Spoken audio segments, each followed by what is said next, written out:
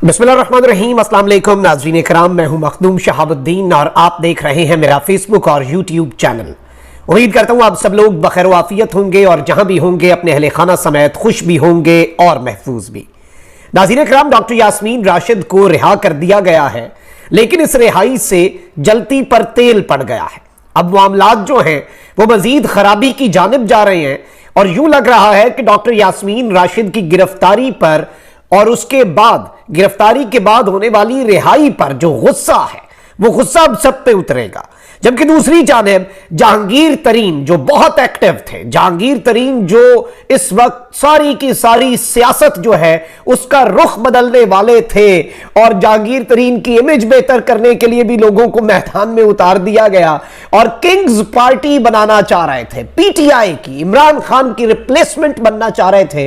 एक ऐसी खबर है मेरे पास कि जहांगीर तरीन साहब को हमारे लिए बड़े काबिल एहतराम है, लेकिन इस वक्त लेटेस्ट जो उनके साथ जिस सियासी सफर पे तरीन साहब निकले उस सफर में जहांगीर तरीन साहब को मुंह की खानी पड़ी है। बड़ी अहम तरीन डेवलपमेंट्स हैं। जबकि दूसरी जानिब गिरफ्तार खवातीन ने जुल्म की दास्तान भी सुना डाली है और जेल में रात भर इन खवातीन के साथ क्या होता रहा, क्या मामलात बनते रहे, इस हवाले से भी बड़ी अहम तरीन डेवलपमेंट्स हैं जो आपके सामने रखनी है। काफी ज्यादा खबरें हैं और खबरों का अंबार बनता जा रहा है।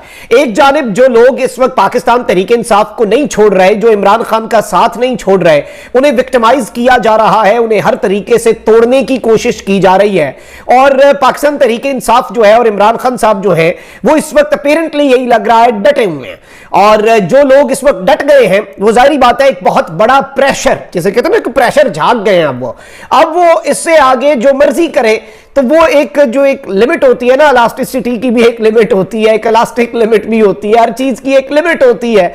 तो वो लग रहा है कि इस वक्त बहुत से लोग जो है वो डटे हुए हैं और जो डट गए हैं जारी बात है कि वो फिर नहीं डर रहे हैं। कुछ लोग पाकिस्तान तहरीक इंसाफ से मुल्क से बाहर, पाकिस्तान तहरीक इंसाफ के कुछ लोग मुल्क से बाहर हैं। खान साहब उन्हें ऑलरेडी ये ऑर्डर दे चुके हैं कि आपने मुल्क में वापस नहीं आना, आपने बाहर रहकर लॉबिंग करनी है, आपने बाहर रहकर इंटरनेशनल मीडिया को अपडेट करना है। क्योंकि जारी बात है अगर ये लोग मुल्क में आए, चाहे शहबाज गिल साहब हो, जुल्फी बुखारी साहब हो, इन्हें उठा लेंगे, इन्हें गिरफ्तार कर लेंगे।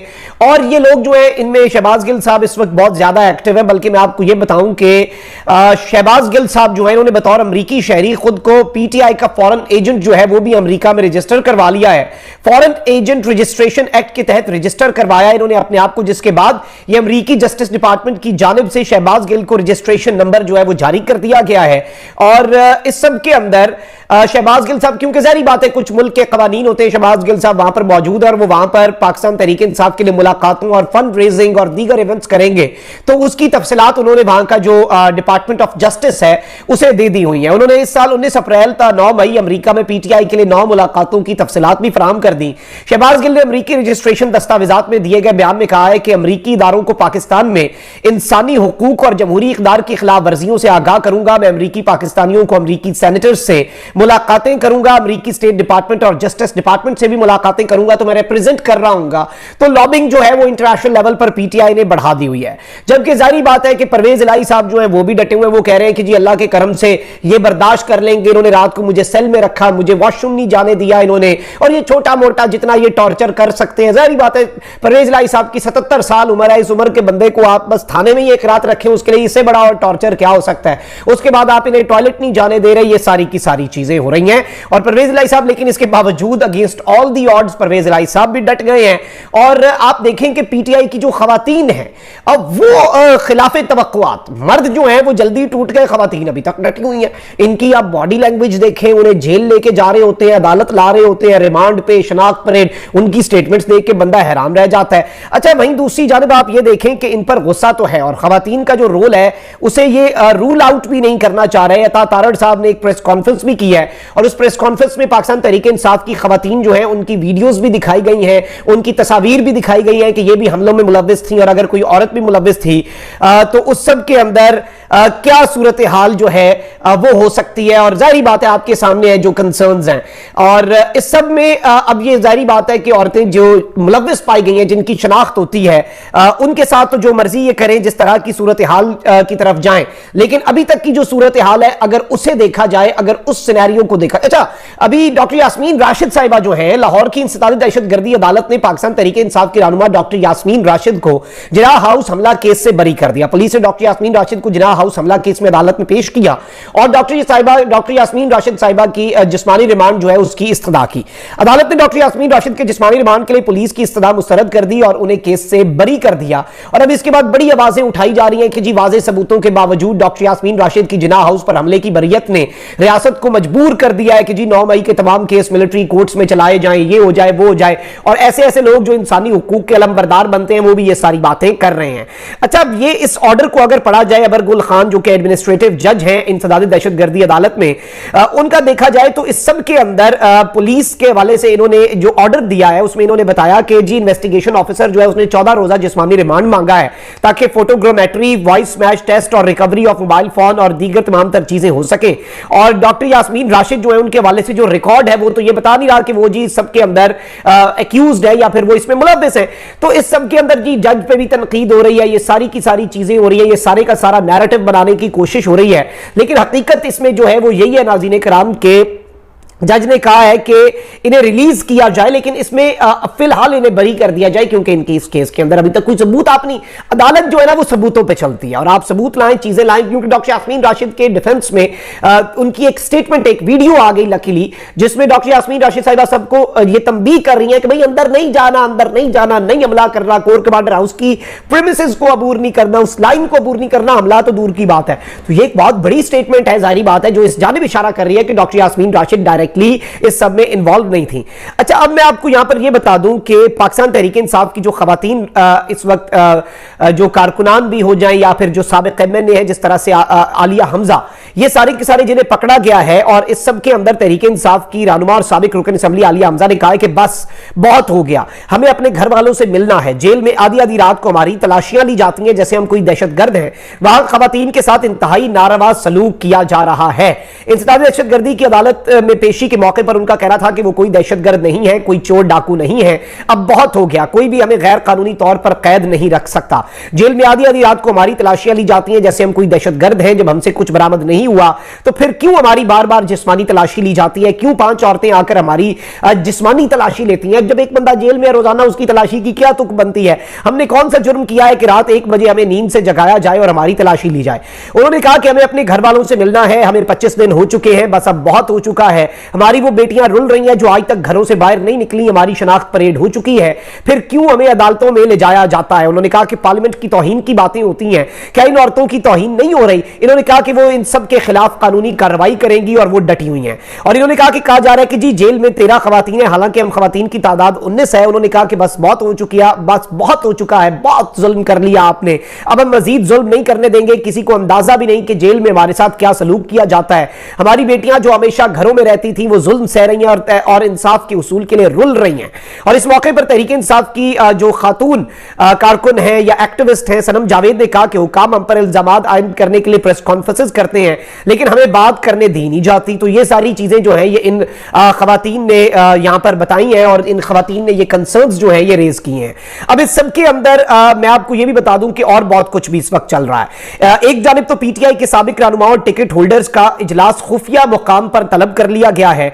हाशिम डोगर ने कहा है कि तहरीक इंसाफ के साबिक रहनुमाओं और टिकट होल्डर्स का इजलास बुलाया है। इजलास के मकाम और वक्त को पोशीदा रखा गया है। पीटीआई के 35 से ज्यादा साबिक रहनुमा और टिकट होल्डर्स इजलास में शरीक होंगे।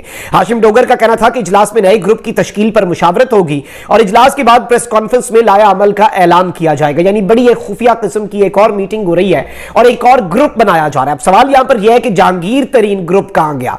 पीटीआई के साबिक रहनुमा जहांगीर तरीन की सरबराही में हम ख्याल ग्रुप का भी इजलास हुआ। जहांगीर तरीन की सरबराही में हम ख्याल ग्रुप का इजलास लाहौर में हुआ जिसमें ओम चौधरी, नुमान लंगड़ियाल और आजाद कश्मीर के साबिक वजीर आजम सरदार तनवीर इलियास जो है इन्होंने शिरकत की। इजलास में मेयर नवाज भरवाना, मलिक गुलाम रसूल, लाला ताहिर रंधावा, साबिक सूबाई वजीर अजमल चीमा और फैसल जब्बाना शरीक थे। इजलास में मुस्तकबिल में मुश्तरका सियासी लाया अमल जो है उस पर बड़ा तफसीली किस्म का गौर किया गया। तो ये सारी की सारी चीजें एक जानिब चल रही हैं, ये सारे के सारे मामलात इस वक्त डिस्कस हो रहे हैं और जहांगीर तरीन साहब जो हैं कोई बहुत बड़ी खातिर खा, क्योंकि ये कहा गया था कि एक दिन के अंदर अंदर वो अपनी पार्टी का ऐलान कर देंगे, रजिस्ट्रेशन के लिए वो जमा हो जाएंगे, ये सारी की सारी चीजें कर देंगे। लेकिन अब मामलात ये हो चुके हैं कि इस वक्त जो इंतहाई मुस्तनद और जिम्मेदार जराए हैं उनके मुताबिक जहांगीर तरीन का मिशन इस्लामाबाद, जहां पर वो लाहौर से अपने खुसूसी तैयारे में इस्लामाबाद पहुंचे और मिशन लाहौर जो है वो बुरे तरीके से नाकाम हो चुका है। पीटीआई छोड़ने वाला कोई भी अहम रहनुमा जो इंपॉर्टेंट नाम है, टिकट होल्डर शोल्डर की खैर है, कोई नहीं भाई, खान साहब के पास उसका अल्टरनेट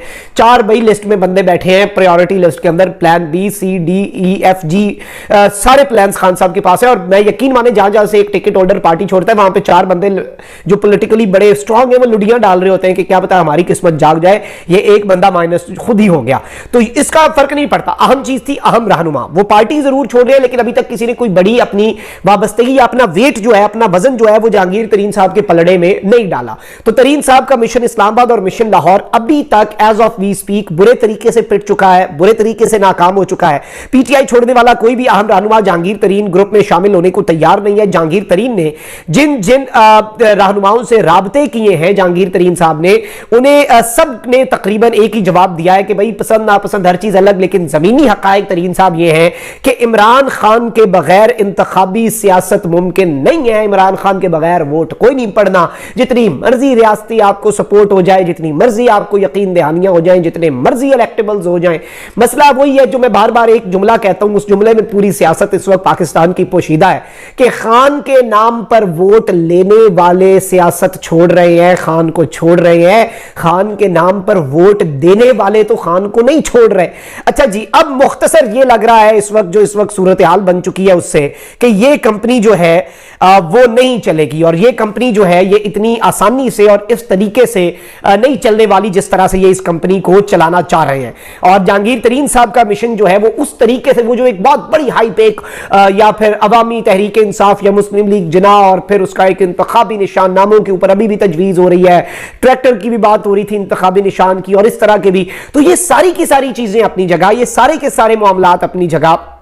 लेकिन मैं आपको यह बता दूं कि जो इंपॉर्टेंट चीज है, जो इंपॉर्टेंट नैरेटिव है, जीप शीप भी मिल सकती है, ये सारा कुछ हो सकता है, लेकिन यहां पर जो अहम तरीन चीज है वो यह है कि जहांगीर तरीन साहब का मिशन जो है, मिशन इस्लामाबाद, मिशन लाहौर, वो और बड़ा हैवी वेट को अपने पलड़े में डाल के अपनी वर्थ बढ़ाने से और जहांगीर तरीन ग्रुप जिससे पता चलता कि प्रॉपर एस्टैब्लिश हुआ एज अ पॉलिटिकल फोर्स, वो अभी तक नाकाम हो रहे हैं। इसलिए जरदारी साहब भी एक्टिव होकर लाहौर में दोबारा कुछ करने की कोशिश कर रहे हैं। तो ये सारे के सारा मामला चल रहा है। अपना बहुत ख्याल रखें। अल्लाह निगहबान। पाकिस्तान।